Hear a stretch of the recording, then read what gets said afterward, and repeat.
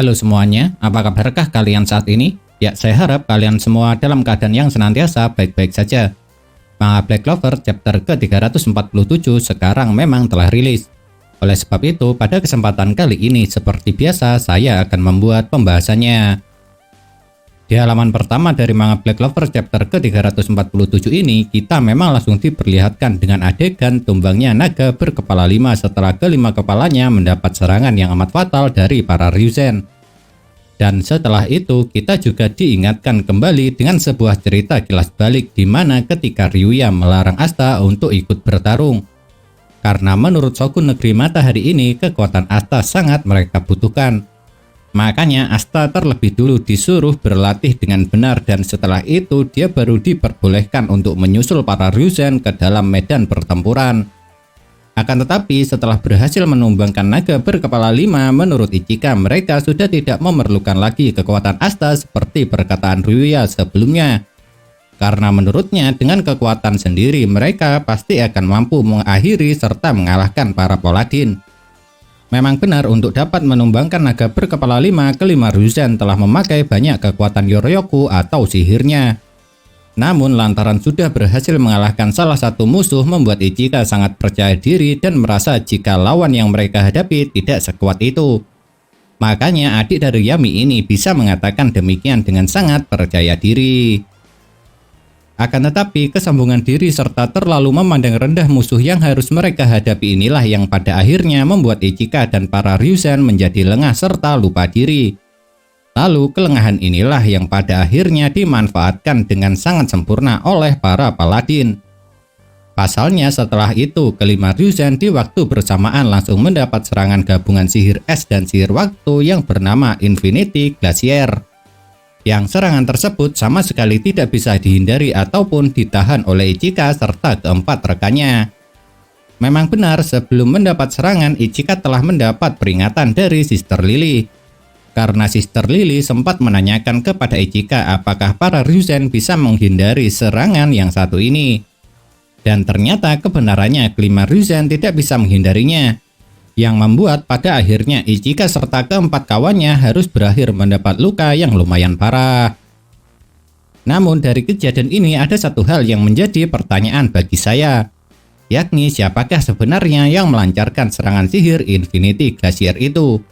Soalnya yang memiliki sihir tipe es dari ketiga Paladin adalah Heartgris, sedangkan pengguna sihir ruang ialah Sister Lily.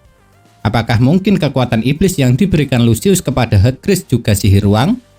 Sama dengan Sister Lily yang dapat sihir ruang dari kekuatan Beelzebub?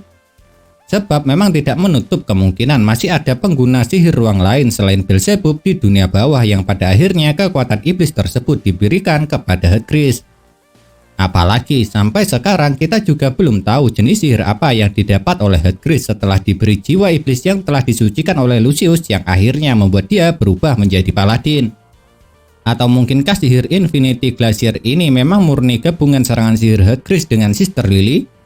Ya, siapa yang tahu, karena memang untuk sekarang penjelasan mengenai masalah ini masih belum ada. Dan bagaimanakah kalau menurut kalian? Setelah menerima serangan sihir Infinity Glacier, akhirnya Ichika menyadari bahwa Yoryoku atau sihir kepunyaan para Paladin sangatlah banyak. Bahkan saking banyaknya sampai bisa dibilang terlalu berlebihan. Dan di saat itulah Ichika menyadari kalau dirinya terlalu memandang rendah para Paladin. Tapi jika Ichika akhirnya menyadari kesalahannya, berbeda halnya dengan Morifuyu. Karena wanita berkepribadian ganda ini setelah terluka lantaran terkena sihir Infinity Glacier malah semakin menggila dan mengatakan jika mereka harus benar-benar dicincang sampai habis. Lalu setelah itulah dia melihat Yurulu. Yang tentu saja ketika melihat Yurulu, Morifuyu langsung melancarkan serangan. Namun jika Morifuyu sangat bersemangat untuk melancarkan serangan, berbeda halnya dengan Yurulu. Pasalnya Paladin yang satu ini saat melihat Morifuyu menyerangnya malah dengan santai membolak-balikan grimoire-nya. Lalu barulah dia menggunakan base magic-nya yang bernama Boogeyman. Dan mengejutkannya karena makhluk yang muncul adalah seekor kata yang amat besar malah berhasil membuat Morifuyu menghentikan serangannya. Soalnya Morifuyu ternyata sangat takut dengan kata. Saking takutnya setelah melihat kata Ryuzen wanita berkepribadian ganda ini sampai tidak mampu bergerak. Dan dia juga tidak lagi bisa mengendalikan kekuatan Yoryokunya. Buktinya setelah melihat kata perubahan wujud rubah berekor 9-nya juga mulai terlihat memudar. Kalau dilihat dari penjelasannya, sosok Beast Magic Boogeyman yang memiliki bentuk seperti iblis kucing ini mempunyai kemampuan untuk merubah dirinya menjadi sesuatu yang ditakuti oleh targetnya. Makanya karena Morifuyu sangat takut dengan kata membuat Boogeyman merubah wujudnya menjadi seorang kata berukuran besar. Dan kekuatan Boogeyman ini sangat mirip dengan cerita Boogeyman di dunia nyata. Sebab sosok Boogeyman di dunia nyata digunakan sebagai cerita menakuti anak-anak.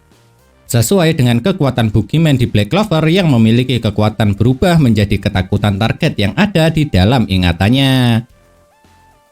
Karena Boogeyman dapat mengetahui ketakutan targetnya dan bisa berubah menjadi ketakutan tersebut, pada akhirnya dia berubah menjadi ayah Ichika untuk menakutinya. Tapi sayangnya ketakutan terhadap ayahnya hanya terjadi saat Ichika masih kecil saja. Sedangkan sekarang dia sudah tidak takut lagi dengan sosok ayahnya tersebut. Oleh sebab itu, bisa dibilang kemampuan Beast Magic Boogeyman tidak berhasil menakut-nakuti Ichika. Akan tetapi setelah melihat kembali ayahnya, inilah akhirnya kejadian yang sangat menarik terjadi. Soalnya setelah melihat ayahnya, akhirnya Ichika bisa mengingat kembali kenangan masa kecilnya yang sempat dia lupakan.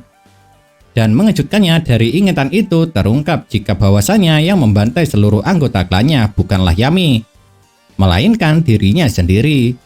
Yang hal itu bisa terjadi lantaran ayahnya memaksa Ichika meminum pil jiwa Oni yang dapat meningkatkan rasa haus darah serta Yoryoku alami dengan tingkat yang luar biasa. Lalu setelah menelan pil jiwa Oni itulah Ichika kecil kehilangan kesadarannya dan dengan haus darah dia membantai seluruh anggota klannya dengan sangat sadis. Dan mungkin karena efek samping setelah menelan pil jiwa Oni itulah kenapa Ichika pada akhirnya tidak mengingat apa yang dia lakukan dulu. Memang benar setelah Ichika menelan pil jiwa Oni, dia kehilangan kesadarannya dan berubah menjadi manusia haus darah yang akan membantai siapa saja. Namun anehnya saat melihat hal itu, ayahnya malah terlihat senang. Buktinya setelah Ichika membantai seluruh anggota klannya, ayahnya akhirnya mengakui kalau Ichika adalah anaknya. Padahal sebelumnya hal itu tidak pernah terjadi. Karena biasanya Ichika memang sangat dibenci dan tidak diakui oleh ayahnya sendiri. Tapi menariknya, rupanya bukan hanya Yami Sukehiro saja yang mengetahui kalau yang membantai klan Yami adalah Ichika. Melainkan Ryuya juga mengetahui hal itu. Hanya saja Ryuya sejak awal tidak berencana memberitahu hal itu kepada Ichika. Lantaran menurutnya akan menjadi sangat menyakitkan bagi Ichika jika dia tahu kalau yang membantai klannya adalah dirinya sendiri. Oleh sebab itulah kenapa Ryuya tidak pernah memberitahu kebenarannya kepada Ichika dan membiarkan Ichika tetap membenci Yami. Lalu sekarang jelas sudah alasan kenapa Ryuya tidak pernah membenci Yami walaupun Ichika mengatakan jika Yami telah membantai klannya. Pasalnya pada dasarnya dia tahu kalau Yami tidaklah salah. Dan sekarang jelas sudah kenapa Yami meninggalkan negeri matahari. Yaitu agar Ichika tidak mengingat kebenaran yang terjadi pada klannya. Dan kepergian Yami itu juga dapat dijadikan alasan yang masuk akal supaya Ichika melupakan apa yang terjadi dan melampiaskan kebenciannya kepada Yami. Karena dengan begitu, maka Ichika tidak akan pernah tahu jika yang membantai klannya adalah dirinya sendiri dan dia akan terus menyalahkan serta membenci Yami. Hanya saja semua kebenaran itu malah terungkap akibat Ichika melihat ayahnya kembali setelah berhadapan dengan Yorulu. Jadi bisa dibilang rencana Yami serta Ryuya agar Ichika tidak mengetahui kebenaran yang terjadi pada klannya dulu sekarang menjadi sia-sia belaka. Pastinya Ichika sangat terpukul setelah mengetahui fakta yang membantai klannya bukanlah Yami melainkan dirinya sendiri. Karena siapa yang tidak terpukul setelah mengetahui jika amarah dan kebenciannya yang selama ini dia arahkan kepada Yami sama sekali tidak beralasan. Akan tetapi mengejutkannya ketika Ichika sudah tidak memiliki semangat bertarung lagi serta Ryuzen lainnya harus kewalahan menghadapi ketika Paladin naga berkepala 5 malah bangkit kembali. Dan luka-luka fatal yang naga ini derita juga pulih seperti sedia kala. Bahkan kepalanya yang terpotong juga menyatu kembali. Yang hal itu sesuai dengan prediksi saya sebelumnya.